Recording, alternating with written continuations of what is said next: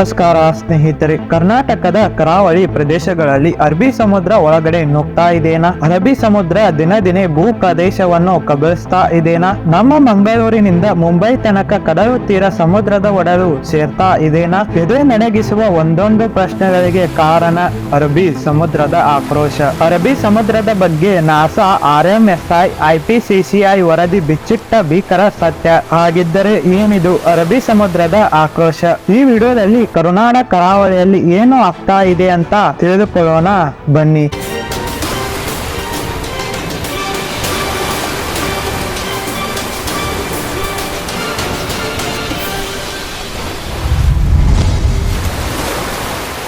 ಅಕ್ಷರಸ್ಥರ ಸಮುದ್ರದಲ್ಲಿ ಮುಳುಗುತ್ತಿರುವ ಗ್ರಾಮಗಳು. ಕರ್ನಾಟಕದಲ್ಲಿ ಸುರಿಯುತ್ತಿರುವ ಮಹಾಮಳೆ ಹಲವು ಅವಾಂತರವನ್ನು ಸೃಷ್ಟಿಸಿದೆ. ಈ ಮಹಾಮಳೆ ಹೊಡೆತಕ್ಕೆ ಉತ್ತರ ಕನ್ನಡಕ್ಕೆ ಸಂಬಂಧಿಸಿದ ಬೆಟ್ಟ ಗುಡ್ಡ ಕುಸಿತಗಳು, ಇದರಿಂದ ಅದೆಷ್ಟೋ ಜನರು ಬಲಿಯಾಗಿದ್ದಾರೆ ಎಂದು ಲೆಕ್ಕ ಕೂಡ ಸಿಗುತ್ತಿಲ್ಲ. ಇದೇ ವರುಣನ ಆರ್ಭಟ ಮಹಾರಾಷ್ಟ್ರ, ಉತ್ತರ ಪ್ರದೇಶ, ಬಿಹಾರ್, ಛತ್ತೀಸ್ಗಢನಲ್ಲಿರುವ ಜನರನ್ನು ಕೂಡ ಜೀವ ಹಿಂಡುತ್ತಾ ಇದೆ. ಮಹಾರಾಷ್ಟ್ರದ ಅಮರಾವತಿಯಲ್ಲಿ ಸವಾರನೊಬ್ಬ ಬೈಕ್ ಸಮೇತ ಕೊಚ್ಚಿ ಹೋಗ್ತಾ ಇದ್ದ. ಸ್ಥಳೀಯ ಹಗ್ಗದ ಸಹಾಯದಿಂದ ಬೈಕ್ ಮತ್ತು ಆ ವ್ಯಕ್ತಿಯನ್ನು ಹೊರಗಡೆ ಎಳೆದು ಹಾಕಿದ್ದಾರೆ. ಛತ್ತೀಸ್ಗಢದಲ್ಲಿ ಟ್ರ್ಯಾಕ್ಟರ್ ನೀರಿನಲ್ಲಿ ಮುಳುಗಿ ಹೋಗ್ತಾ ಇದೆ. ಅದೃಷ್ಟವಶಾತ್ ಚಾಲಕನ ಪ್ರಾಣ ಉಳಿದಿದೆ. ಮಹಾರಾಷ್ಟ್ರ, ಛತ್ತೀಸ್ಗಢ, ಕರ್ನಾಟಕ ಭಯಾನಕ ದೃಶ್ಯಗಳು. ದೇಶಾದ್ಯಂತ ಮುಂಗಾರು ಮಳೆಯ ಸಂಕಟಗಳು ಇಲ್ಲಿಗೆ ಸಣ್ಣ ಸಣ್ಣ ಸಾಕ್ಷಿಗಳಲ್ಲ. ಈಗ ಕರ್ನಾಟಕಕ್ಕೆ ಈ ಮಹಾಮಳೆಗಿಂತ ದೊಡ್ಡ ಗಂಡಾಂತರ ಎದುರಾಗಿದೆ. ವರುಣ ಅಬ್ಬರಿಸಿ ಬೊಬ್ಬರಿದರೆ ಒಂದಿಷ್ಟು ದಿನಗಳವರೆಗೆ ಮಾತ್ರ ಮನೆಗಳು ನೀರಿನಲ್ಲಿ ಮುಳುಗುತ್ತವೆ. ಆದರೆ ಕರ್ನಾಟಕದ ಮನೆಗಳು ಶಾಶ್ವತವಾಗಿ ನೀರಿನಲ್ಲಿ ಮುಳುಗುವ ಗಂಡಾಂತರದ ಭಯ ಶುರುವಾಗಿದೆ. ಒಮ್ಮೆ ನೀರು ನುಗ್ಗಿ ಬಿಟ್ಟರೆ ಮತ್ತೊಮ್ಮೆ ಹಿಂದೆ ಹೋಗುವ ಮಾತೇ ಇಲ್ಲ. ಶಾಶ್ವತದ ಪ್ರವಾಹದ ಭೀತಿ ಕಾಡ್ತಾ ಇದೆ. ನಗರಕ್ಕೆ ನಗರನ್ನೇ ನುಂಗು ಹಾಕುವ ಸಮುದ್ರದ ಆಕ್ರೋಶದ ಭೀತಿ ಶುರುವಾಗಿದೆ. ಅದೇ ನೋಡಿ ಅರಬ್ಬಿ ಸಮುದ್ರದ ಉಗ್ರ ರೂಪ. ಹಾಗಾದರೆ ಏನಿದು ಅರಬ್ಬಿ ಸಮುದ್ರದ ಆಕ್ರೋಶ? ಈಗ ನಾವು ಸ್ಕ್ರೀನ್ ನಲ್ಲಿ ನೋಡುತ್ತಿರುವುದು ದಕ್ಷಿಣ ಕನ್ನಡದ ಬಟ್ಟಪಾಡಿ ಎಂಬ ಪ್ರದೇಶ. ರಕ್ಕಸ ಗಾತ್ರದ ಅಲೆಗಳು ಬಂದು ಅಪ್ಪಳಿಸುತ್ತಾ ಇದೆ. ಈ ಅಪ್ಪಳಿಸ್ತಾ ಇರುವ ಪ್ರದೇಶ ಹಿಂದೆ ಭೂಭಾಗ ಆಗಿತ್ತಂತೆ. ಆದರೆ ಈಗ ಇದು ಒಂದು ಬೀಚ್ ಆಗಿ ಮಾರ್ಪಾಡಾಗಿದೆ. ಆ ಸಮುದ್ರ ಈ ಭೂಭಾಗಗಳನ್ನು ವಶಪಡಿಸಿಕೊಂಡಿದೆ. ನಿಮಗೆ ಗೊತ್ತಾ, ಮಳೆಗಾಲದಲ್ಲಿ ಕಡಲು ಸಾಕಷ್ಟು ಅಲೆಗಳು ಬಂದು ಅಪ್ಪಳಿಸುತ್ತವೆ. ಕಡಲುದ್ದಕ್ಕೂ ಸಾಕಷ್ಟು ಮನೆಗಳು ಇದ್ದವು, ತೆಂಗಿನ ಮರಗಳು ಕೂಡ ಇದ್ದವು. ಆದರೆ ಕಳೆದ 10 ವರ್ಷಗಳಿಂದ ಈ ಸಮುದ್ರ ಮುಂದೆ ಮುಂದೆ ಬರ್ತಾನೆ ಇದೆ. ವರ್ಷಕ್ಕೆ ಭೂಭಾಗವನ್ನು ಆಕ್ರಮಿಸಿಕೊಳ್ತಾನೆ ಬರ್ತಾ ಇದೆ. ಮುಂದಕ್ಕೆ ನುಗ್ತಾನೆ ಇದೆ. ಅರಬ್ಬಿ ಸಮುದ್ರ ವ್ಯಾಪ್ತಿಯನ್ನು ಮೀರಿ ಮುಂದಕ್ಕೆ ಬರ್ತಾ ಇದೆ. ಕರ್ನಾಟಕದ ಕಡಲು ವರ್ಷದಿಂದ ವರ್ಷಕ್ಕೆ ತನ್ನ ಭೂಜಾಗವನ್ನು ಹಿಗ್ಗಿಸಿಕೊಳ್ತಾ ಬರ್ತಾ ಇದೆ. ವರ್ಷದಿಂದ ವರ್ಷಕ್ಕೆ ಕಡಲು ಎದುರು ಬರ್ತಾನೆ ಇದೆ. ನಿರಂತರವಾಗಿ ಏರುತ್ತಿರುವ ಸಮುದ್ರದ ನೀರಿನ ಮಟ್ಟ ದಕ್ಷಿಣ ಕನ್ನಡದ ಹಲವು ಮನೆಗಳನ್ನು ನುಂಗಿ ಹಾಕಿದೆ. ಕೆಲವು ವರ್ಷಗಳ ಹಿಂದೆ ಮನೆ ಮತ್ತು ತೋಟಗಳು ಇದ್ದ ಜಾಗದಲ್ಲಿ ಇವಾಗ ಸಮುದ್ರದ ಅಲೆಗಳು ಆರ್ಭಟಿಸುತ್ತಿವೆ. ಇಲ್ಲಿ ಬುಡ ಮೇಲಾಗಿ ಇರುವ ತೆಂಗಿನ ಮರಗಳು ಮತ್ತು ಕಟ್ಟಡಗಳು ನೋಡಿ, ಇದು ಅರಬ್ಬಿ ಸಮುದ್ರದ ಆಕ್ರೋಶ ಅದೆಷ್ಟು ವಿನಾಶಕಾರಿ ಅನ್ನುವುದಕ್ಕೆ ಪುರಾವೆ ನೀಡುತ್ತದೆ. ಹೀಗೆ ಅಬ್ಬರಿಸುತ್ತಾ ಮುಂದೆ ನುಗ್ಗಿ ಭೂ ಪ್ರದೇಶವನ್ನು ಆಕ್ರಮಿಸಿಕೊಳ್ಳುತ್ತಾ ಇರುವ ಈ ಸಮುದ್ರ ಮತ್ತೆಂದು ಹಿಂದಕ್ಕೆ ಹೋಗುವ ಮಾತೇ ಇಲ್ಲ. ಮಳೆ ಸುರಿದಾಗ ಮುಳುಗಿಸಿ ಮಳೆ ನಿಂತಾದ ಮೇಲೆ ಇಳಿದು ಹಿಂದೆ ಹೋಗುವ ನದಿಗಳ ಪ್ರವಾಹ ಅಲ್ಲ ಇದು ಸಮುದ್ರದ ಆಕ್ರಮಣ. ಒಮ್ಮೆ ಮುಂದೆ ನುಗ್ಗಿದ್ದರೆ ಮತ್ತೆಂದು ಹಿಂದೆ ಸರಿಯದ ಶಾಶ್ವತ ಪ್ರವಾಹ ಇದು. ಬರೀ ದಕ್ಷಿಣ ಕನ್ನಡ ಜಿಲ್ಲೆ ಅಷ್ಟೇ ಅಲ್ಲ, ಪಕ್ಕದಲ್ಲಿರುವ ಉಡುಪಿಯಲ್ಲಿ ಕೂಡ ಅರಬ್ಬಿ ಸಮುದ್ರ ಬೊಬ್ಬರಿಸಿ ಈಗದ ಮಾರ್ಗದಿಂದ ಫಿಶರೀಸ್ ರೋಡಿಂದ 100 ಮೀಟರ್ನಷ್ಟು ಹಿಂದುಗಡೆ ಇತ್ತು ಕಡಲು. ಅಲ್ಲಿ ಬಟ್ಟಪಾಡಿ ಪ್ರದೇಶದಲ್ಲಿ ಸಂಪೂರ್ಣವಾಗಿ ಮೀನುಗಾರರಿದ್ರು. ಈಗ ಅಂತೇಳಿ ಕಡಲ್ ಕೊರೆತ ಆಗಿ ಮೀನುಗಾರರ ಮನೆಗಳು ಸಂಪೂರ್ಣವಾಗಿ ಹೋಗ್ತಾ ಇದೆ. ಉಡುಪಿ ಜಿಲ್ಲೆಯಲ್ಲೂ ಕೂಡ ಕಡಲು ರಣಕೇಕೆ ಹಾಕ್ತಾ ಇದೆ. ಕಡಲು ಕೊರೆತಕ್ಕೆ ಅಧಿಕ ಕುಟುಂಬಗಳು ಮೀನುಗಾರಿಕೆಯನ್ನು ನಂಬಿಕೊಂಡಿರುವ ಶೆಡ್ಗಳನ್ನು ನಾಶಪಡಿಸುವ ಭಯ ಹುಟ್ಟಿದೆ. ಕಡಲು ಕೊರೆತ ತಡೆಯಲು ಹಾಕಿರುವ ಕಲ್ಲುಗಳು ಸಮುದ್ರದ ಅಲೆಯಲ್ಲಿ ಸಿಲುಕಿ ಸಮುದ್ರದ ಪಾಲು ಆಗಿ. ಉಡುಪಿಯ ಜಿಲ್ಲಾ ಅಧಿಕಾರಿ ವಿದ್ಯಾಕುಮಾರಿ ಸಮುದ್ರದ ಆರ್ಭಟ ನಡೆಯುತ್ತಿರುವ ಜಾಗಕ್ಕೆ ಭೇಟಿ ನೀಡಿ ಪರಿಶೀಲನೆ ನಡೆಸಿದ್ದಾರೆ. ಹಾಗಿದ್ದರೆ ಅರಬ್ಬಿ ಸಮುದ್ರಕ್ಕೆ ಆಗ್ತಾ ಇರೋದಾದರೂ ಏನು? ಏಕೆ ಅದು ಕರ್ನಾಟಕದ ಕರಾವಳಿಯನ್ನು ಹಿಡಿಯಾಗಿ ನುಗ್ತಾ ಇದೆ? ವರ್ಷದಿಂದ ವರ್ಷಕ್ಕೆ ಅರಬ್ಬಿ ಸಮುದ್ರ ಮುಂದಕ್ಕೆ ನುಗ್ತಾ ಇರೋದಾದರೂ ಏಕೆ? ಅದಕ್ಕೆ ಉತ್ತರ ಅರಬ್ಬಿ ಸಮುದ್ರದ ಆಕ್ರೋಶ. ಆ ಅರಬ್ಬಿ ಸಮುದ್ರದ ಆಕ್ರೋಶಕ್ಕೆ ಕಾರಣ ಇದೇ ವಿಡಿಯೋದಲ್ಲಿ ನಾವು ಮುಂದೆ ಮಾತನಾಡೋಣ. ಏನಿದು ಅರಬ್ಬಿ ಸಮುದ್ರದ ಆಕ್ರೋಶ? ತಿಳಿಯಬೇಕಾದರೆ ಮುಂಬೈಯಿಂದ ಮಂಗಳೂರು ತನಕ ಭಾರತದ ಕರಾವಳಿ ನಗರಗಳು ಎದುರಿಸುತ್ತಿರುವ ಮಹಾಕಂಟಕಗಳನ್ನು ನೀವು ನೋಡಲೇಬೇಕು. ಮಂಗಳೂರಿನಿಂದ ಮುಂಬೈ ತನಕ ಎಷ್ಟೋ ನಗರಗಳಿಗೆ ಕಡಲ ಗಂಡಾಂತರ ಇದೆ. ಇಷ್ಟೊಂದು ಸುಂದರವಾಗಿ ರೆಂಬೆ ಮನೋಹರವಾಗಿ ಕಾಣುವ ಮೀನುಗಳನ್ನು ಎಂಬ ಅಕ್ಷಯ ಪಾತ್ರವನ್ನು ನೀಡಿ ಕೋಟಿ ಕೋಟಿ ಜನರಿಗೆ ಆಶ್ರಯ ನೀಡಿರುವ ಅರಬ್ಬಿ ಸಮುದ್ರವೇ ಈಗ ಅಪಾಯಕಾರಿ ಆಗಿದೆ. ಲಕ್ಷ ಲಕ್ಷ ಜನರು ಈ ಸಮುದ್ರವನ್ನೇ ನಂಬಿಕೊಂಡು ಸಮುದ್ರದ ತೀರದಲ್ಲಿ ಬದುಕನ್ನ ಕಟ್ಟಿಕೊಂಡಿದ್ದಾರೆ. ಅದೇ ಸಮುದ್ರ ಆ ಜನರಿಗೆ ಧಕ್ಕೆಯನ್ನುಂಟು ಮಾಡುತ್ತಿದೆ. ಮುಂಬೈ, ಚೆನ್ನೈ ಬಳಿಕ ಪಶ್ಚಿಮದ ಕರಾವಳಿಯಲ್ಲಿ ಮತ್ತೆ ಯಾವ ನಗರಗಳು ಇವೆ ಎಂದು ನೋಡಿದೆವು. ನಾವು ಕೊಚ್ಚಿ ಮತ್ತು ತಿರುವನಂತಪುರಂಗಳನ್ನು ಆಯ್ಕೆ ಮಾಡಿಕೊಂಡವು.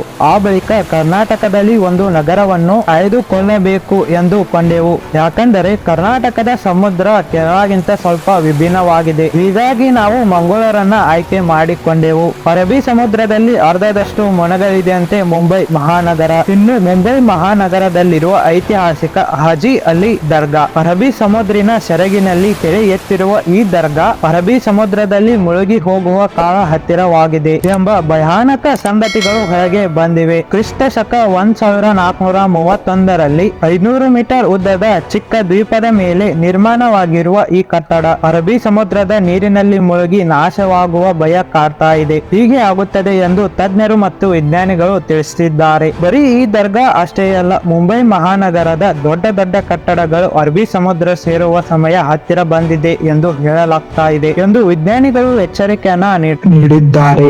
ಜವಾಹರ್ಲಾಲ್ ನೆಹರು ಪೋರ್ಟ್ ಟ್ರಸ್ಟ್ ಇದು ಕೂಡ ಮುಳುಗಡೆ ಆಗುವ ಭಯ ಹುಟ್ಟಿದೆ. ಮುಂಬೈನ ವೆಸ್ಟರ್ನ್ ಎಕ್ಸ್ಪ್ರೆಸ್ ಹೈವೇಗೂ ಕೂಡ ಅರಬ್ಬಿ ಸಮುದ್ರ ಕಾಟಕ ಹೆಚ್ಚಾಗಿದೆ ಎಂದು ನಾವು ಹೇಳಬಹುದು. ಬಾಂದ್ರಾ ಮೋಳಿ ಸಿ ಲಿಂಕ್ ಮತ್ತು ಮರೀನ್ ಡ್ರೈವ್ ನಲ್ಲಿರುವ ಕ್ವೀನ್ಸ್ ನೆಕ್ಲೆಸ್ ಇದು ಕೂಡ ಅರಬ್ಬಿ ಸಮುದ್ರದ ಪಾಲಾಗಲಿದೆ ಅಂತ RMSI ಕಂಪನಿ ನಡೆಸಿದ ಅಧ್ಯಯನದಲ್ಲಿ ನಾವು ತಿಳಿದುಕೊಳ್ಳಬಹುದು. इस ट्रेंड में भी दो एस्पेक्ट्स हैं जो हमने प्रोजेक्ट करे थे. एक होता है विदाउट हाई टाइड, एक होता है with high tide. High tides में ऑटोमेटिकली नियरली 1 मीटर तक वाटर राइज कर जाता है, कभी कभी उससे भी ज़्यादा करता है. तो अगर हम विदाउट हाई टाइड लें तो मुंबई में along the coast about 1000 buildings could get impacted. They could get submerged in water. Submerged का मतलब ये नहीं कि पूरी बिल्डिंग डूब जाएगी, मतलब ये है कि वहाँ तक पानी आ रहा है. अब कहीं पे हो सकता है थोड़ा सा है, कहीं पे थोड़ा ज़्यादा भी आता है, डिपेंडिंग अपॉन कि उस पर्टिकुलर पॉइंट पे टोपोग्राफी कैसी है या उस बिल्डिंग का लेआउट कैसा है. दोनों में अलग अलग फर्क पड़ता है. RMSI ಹೆಸರಿನ ಗ್ಲೋಬಲ್ ಮ್ಯಾನೇಜ್ಮೆಂಟ್ ಕಂಪನಿ ಮುಂಬೈ ಮಹಾನಗರದ ಯಾವ ಯಾವ ಭಾಗಗಳು ನೀರಿನಲ್ಲಿ ಮುಳುಗಲಿವೆ ಎಂದು ಅಂದಾಜು ಮಾಡಿದ್ದಾರೆ. ನಾನು ನಿಮಗೆ ಒಂದು ವಿಷಯವನ್ನು ಹೇಳಕ್ ಇಷ್ಟಪಡ್ತೀನಿ. ಅವರು ಮಾಡಿದ ಅಧ್ಯಯನಗಳ ಹಾಗೆ ಆಗೂ ಆಗ್ಬಹುದು ಅಥವಾ ಆಗದೇನೂ ಇರಬಹುದು. ಕೆಲವು ವರ್ಷಗಳಿಂದ ರೂಢಿಗತವಾಗಿ ನಡೆದುಕೊಂಡ ಬಂದಿರುವ ವಾತಾವರಣವನ್ನು ಪರಿಶೀಲನೆ ಮಾಡಿ ಅವರು ಈ ಅಧ್ಯಯನವನ್ನ ಮಾಡಿರುತ್ತಾರೆ. ವಾತಾವರಣ ಡೈಲಿ ಚೇಂಜ್ ಆಗ್ತಾನೆ ಇರಬಹುದು. ಅವರು ಹೇಳಿದಕ್ಕಿಂತ ಹೆಚ್ಚು ಮನೆಗಳು ಕೂಡ ಮುಳುಗಡೆ ಆಗಬಹುದು ಅಥವಾ ಆಗ್ಲಿಕ್ಕೆ ಇರಬಹುದು. ಈಗ ನಾ ಹೇಳಿದೆ ಮುಂಬೈ ಮಹಾನಗರ ಅರ್ಧ ನೀರಿನಲ್ಲಿ ಮುಳುಗುತ್ತದೆ ಅಂತ. ಅದು ಮುಳುಗಬಹುದು ಅಥವಾ ಮುಳುಗದೇನೂ ಇರಬಹುದು. ಇನ್ನು ನಾವು ಟಾಪಿಕ್ಗೆ ವಾಪಸ್ ಆಗಿ ಬರೋಣ. ಅರಬ್ಬಿ ಸಮುದ್ರ ಅಲೆಗಳ ಬೊಬ್ಬರ ಹೆಚ್ಚಾಗಿದ್ದಾಗ ಎಷ್ಟು ಮನೆಗಳನ್ನ ಮುಳುಗಿಸುತ್ತದೆ, ಅದೇ ಸಾಮಾನ್ಯವಾದ ಅಲೆಗಳಿದ್ದಾಗ ಎಷ್ಟು ಮನೆಗಳನ್ನ ಮುಳುಗಿಸುತ್ತವೆ. ಮುಂಬೈನಲ್ಲಿ ಅರಬ್ಬಿ ಸಮುದ್ರದ ಅಲೆಗಳ ಮಟ್ಟ ಸಾಮಾನ್ಯವಾಗಿ ಇದ್ದರೆ ಮುಂಬೈನ 998 ಕಟ್ಟಡಗಳಿಗೆ ನೀರು ನುಗ್ಗಲಿದೆ. 24 ಕಿಲೋಮೀಟರ್ ಅಷ್ಟು ರಸ್ತೆಗಳು ನೀರಿನಲ್ಲಿ ಮುಳುಗುತ್ತವೆ. ಅದೇ ರೀತಿ ಅಲೆಗಳ ಅಬ್ಬರ ಏರಿದಾಗ ಮುಂಬೈನ 2490 ಕಟ್ಟಡಗಳಿಗೆ ನೀರು ನುಗ್ಗಲಿವೆ. ಮುಂಬೈ ನಗರದ 126 ಕಿಲೋಮೀಟರ್ ರಸ್ತೆ ನೀರಿನಲ್ಲಿ ಮುಳುಗಡೆ ಆಗಲಿವೆ ಎಂದು RMSI ವರದಿ ಹೇಳಿದೆ. ಮುಂಬೈ ಮಹಾನಗರದ ಜೊತೆ ದಕ್ಷಿಣ ಭಾರತದ ಹಲವು ಕೋಸ್ಟಲ್ ಸಿಟಿಗಳಲ್ಲಿ ಕೂಡ ಸಮುದ್ರದ ಗಂಡಾಂತರ ಎದುರಾಗಿದೆ. ಈ ಅಧ್ಯಯನ ಎಚ್ಚರಿಕೆ ನೀಡಿದೆ. ನೆರೆ ಮಹಾರಾಷ್ಟ್ರದ ರಾಜಧಾನಿ ಮುಂಬೈ ಮಹಾನಗರ, ಕರ್ನಾಟಕದ ಬಂದರು ನಗರಿ ಮಂಗಳೂರು, ಕೇರಳದ ದೊಡ್ಡ ಕರಾವಳಿ ನಗರಿ ಕೊಚ್ಚಿ, ಕೇರಳದ ರಾಜಧಾನಿ ತಿರುವನಂತಪುರಂ, ಬಂಗಾರ ಕೊಲ್ಲಿಯ ತೀರದಲ್ಲಿರುವ ತಮಿಳುನಾಡಿನ ರಾಜಧಾನಿ ಚೆನ್ನೈ, ಆಂಧ್ರ ಪ್ರದೇಶದ ಟೆಲ್ಟ್ ಸಿಟಿ ವಿಶಾಖಪಟ್ಟಣಂ ಇಲ್ಲಿ ಸಮುದ್ರದ ಆಕಾಶದ ಬಿಸಿ ತಟ್ಟಲಿದೆ ಅಂತ ಸಂಶೋಧನೆಗಳು ತಿಳಿಸಿದೆ. धीरे धीरे करके आपको पता लगेगा. What will happen is कि सडनली किसी दिन हाई टाइड जब 1-1.5 मीटर पे जाएगा ना तो पानी अंदर आएगा. You will not notice it, लेकिन सडनली वो अंदर आना शुरू हो जाएगा. देन यू विल रियलाइज अरे ये क्या हो गया. ತನ್ನ ವ್ಯಾಪ್ತಿಯನ್ನು ಮೀರಿ ಮುಂದಕ್ಕೆ ನುಗ್ತಾ ಇರುವ ಸಮುದ್ರ ಚೆನ್ನೈಗೂ ಕಾಟ ನೀಡಿದೆ. 55 ಕಟ್ಟಡಗಳು ಮುಳುಗಿ ಹೋಗಿವೆ. ಕೊಚ್ಚಿ ಸಾಮಾನ್ಯ ಅಲೆಗಳಿದ್ದಾಗ 464 ಕಟ್ಟಡಗಳು ನೀರಿನ ಪಾಲಾದರೆ ಇನ್ನು ಅಲೆಗಳ ಆರ್ಭಟಿನಲ್ಲಿ 1502 ಕಟ್ಟಡಗಳು ನೀರು ಪಾಲಾಗುತ್ತವೆ. ಹಾಗೆ ತಿರುವನಂತಪುರಂ ಅಲ್ಲಿ ಸಾಮಾನ್ಯ ಅಲೆಗಳಿದ್ದಾಗ 349 ಕಟ್ಟಡಗಳು ನೀರು ಪಾಲಾದರೆ ಇನ್ನು ಅಲೆಗಳ ಆರ್ಭಟದಲ್ಲಿ 387 ಕಟ್ಟಡಗಳು ನೀರ ಪಾಲಾಗುತ್ತವೆ. ಮತ್ತು ವಿಶಾಖಪಟ್ಟಣಮದಲ್ಲಿ ಸಾಮಾನ್ಯ ಅಲೆಗಳಿದ್ದಾಗ 206 ಕಟ್ಟಡಗಳು ನೀರು ಪಾಲಾಗಲಿದೆ ಎಂದು ಅಂದಾಜಿಸಿದೆ. ಹಾಗೆ ಕರ್ನಾಟಕಕ್ಕೆ ಯಾವ ರೀತಿಯಿಂದ ರಿಯಾಯಿತಿ ಕೂಡ ಕೊಟ್ಟಿಲ್ಲ. 14 ವರ್ಷಗಳ ಹಿಂದಿನ ಸ್ಥಿತಿ ಹೀಗೆ ಹೋಲಿಸಿದ್ದರೆ ಸಮುದ್ರ ಮುಂದೆ ಬರ್ತಾನೆ ಇದೆ. ಹೀಗೆ ನಾವು ಹೇಳ್ತಾ ಇಲ್ಲ, ಅಲ್ಲೇ ವಾಸಿಸುತ್ತಿರುವ ಸಾಮಾನ್ಯ ಜನರೇ ಹೇಳಿದ್ದು. ಅರಬ್ಬಿ ಸಮುದ್ರದ ದಂಡೆಯ ಮೇಲೆ ಕರ್ನಾಟಕದ 3 ಜಿಲ್ಲೆಗಳಿವೆ. ಉತ್ತರ ಕನ್ನಡ, ಉಡುಪಿ ಮತ್ತು ದಕ್ಷಿಣ ಕನ್ನಡ ಜಿಲ್ಲೆಗಳು. ಇವು ಅರಬ್ಬಿ ಸಮುದ್ರದ ಸೆರಗಿನಲ್ಲಿ ಚಾಚಿಕೊಂಡಿವೆ. ಕಾರವಾರ, ಅಂಕೋಲಾ, ಗೋಕರ್ಣ, ಕುಮಟಾ, ಹೊನ್ನಾವರ್, ಮುರುಡೇಶ್ವರ್, ಭಟ್ಕಲ್, ಗಂದೂರು, ಕುಂದಾಪುರ, ಉಡುಪಿ, ಕಾಪು, ಪಡುಬಿದ್ರಿ, ಸೂರತ್ಕಲ್, ಮಂಗಳೂರು, ಉಲ್ಲಾಲ ಇವು ಕರ್ನಾಟಕದ ಕರಾವಳಿಯಲ್ಲಿರುವ ಭೂಭಾಗಗಳು. ಮುಂಬೈ ರೀತಿಯ ಕರ್ನಾಟಕದ ಭಾಗಗಳು ಸಮುದ್ರದ ಪಾಲಾಗುತ್ತವೆಯಂತೆ. ಭಯಾನಕ ಸಂಗತಿ, ಈ ರೀತಿಯಾಗಲು ಕೇವಲ 26 ವರ್ಷಗಳು ಬೇಕಾಗುತ್ತದೆಯಂತೆ RMSI ತಿಳಿಸಿದೆ. 2050ರ ಹೊತ್ತಿನಲ್ಲಿಯೇ ಮುಂಬೈ, ಮಂಗಳೂರು, ಕೊಚ್ಚಿ, ಚೆನ್ನೈ ಸೇರಿದಂತೆ ಹಲವು ಕರಾವಳಿ ಪ್ರದೇಶಗಳು, ಅಲ್ಲಿ ಇರುವ ದೊಡ್ಡ ದೊಡ್ಡ ನಗರಗಳ ಕಟ್ಟಡಗಳು, ರಸ್ತೆಗಳು ಮತ್ತು ಹೀಗೆ ಹಲವು ಭಾಗಗಳು ಸಮುದ್ರದ ಪಾಲಾಗಲಿವೆ ಅಂತ RMSI ತಿಳಿಸಿದೆ. ನಾನು ಇಲ್ಲಿ ನಿಮಗೆ ಕ್ಲಿಯರ್ ಆಗಿ ಹೇಳಕ್ ಇಷ್ಟಪಡ್ತೀನಿ, ಇದು ಒಂದು ಅಜಂಪ್ಷನ್ ಮಾತ್ರ. ಈ ರೀತಿ ಆಗಬಹುದು ಅಥವಾ ಆಗ್ಲಿಕ್ಕಿಲ್ಲ. ಅವ್ರು ಹೇಳಿದ್ದಾರೆ ಅಂತೆ ಎಲ್ಲಾ ನೀರಿನಲ್ಲಿ ಮುಳುಗುತ್ತೆ ಇಲ್ಲ ಅಂತ ನಂಗೆ ಗೊತ್ತಿಲ್ಲ, ಆದ್ರೆ ಆಗಬಹುದು ಈ ರೀತಿನೂ ಕೂಡ.